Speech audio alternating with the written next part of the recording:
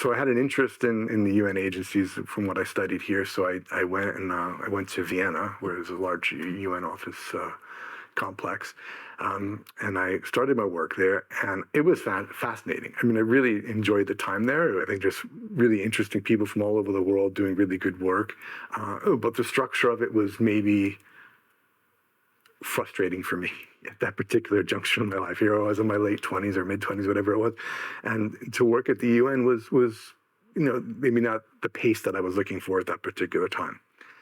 So I went and joined civil society, and for me, a flatter organization, smaller and flatter organization, really spoke to me at that particular point in my life, and it allowed me to do more of the things that I was interested in doing at that particular juncture.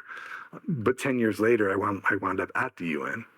And that was exactly the right time for me, and the right place and time, and all of that worked out. But I understood that going into it, I needed to kind of like get out there in civil society and kind of understand from that level of work, and that's where I put my energy. But the UN was very rewarding at both junctures in my life. The first time it told me that wasn't the right time, and the second time when it was the right time, when I did have the right skill set. I had a really interesting portfolio and met some really great people who I'm still in touch with now. I think that's what I hope people learn.